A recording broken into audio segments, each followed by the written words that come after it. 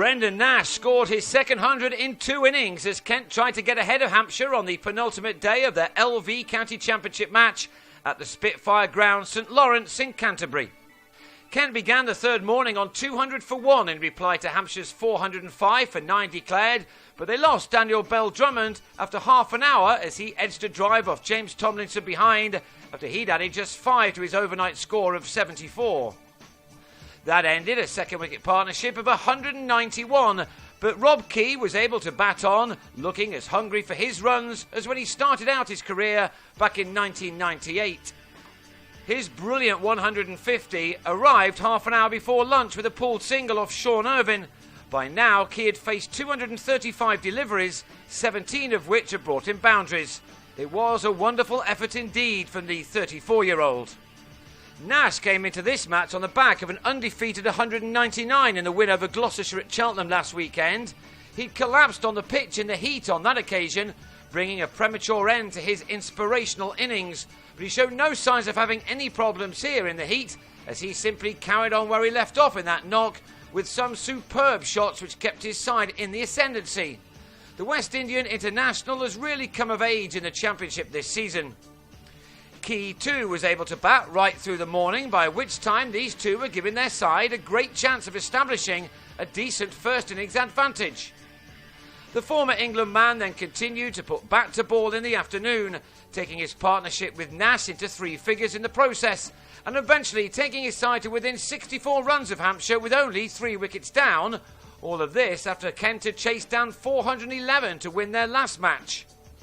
Key looked set for a double 100, but 20 runs short he swung across the line to Danny Briggs and was bowled, a rather odd end to a quite outstanding innings.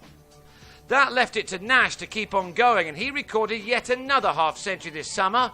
This was the 8th time that he'd raised his bat for such a thing, with his 50 coming off 102 deliveries with 6 fours, most of them early on in his innings.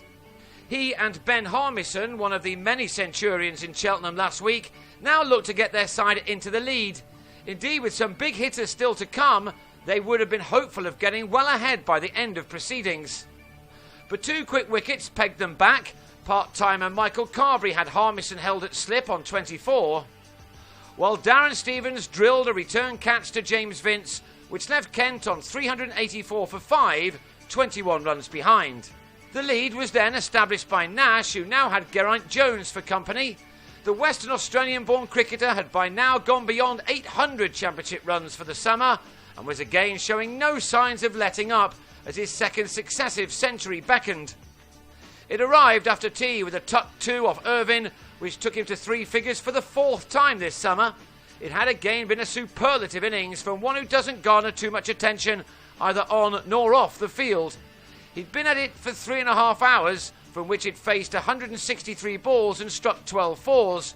Some effort once again. The lead stood at 39 when Kent lost their 6th wicket. Jones trapped in front by Irvine for 13, while Nash's knock was ended soon afterwards when he feathered a cut off Liam Dawson into the gloves of Adam Wheater. Nash was gone for a brilliant 126.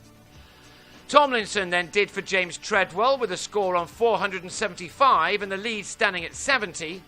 A lead which was added to by a lusty blow from Vernon Philander, the South African belting Carberry into the distance. Philander was out for 23, just shy of the 500. Sohail Tanvir finally getting in the wicket column. And the Pakistani then had Callum Haggett held in the covers for 22, but only after he'd helped his side to a monumental 513 all out, made in 141 overs. That gave Kent a lead of 108 on first innings, but they weren't able to make the most of the 7 overs that remained, with Carberry striking a couple of boundaries before the close. With Kent surpassing their opponents, there is not a lot of room to manoeuvre in order to set up this game on the last day, although some early wickets on the final morning would make that unnecessary anyway. Hampshire will go again on 15 without loss, leaving them 93 runs adrift.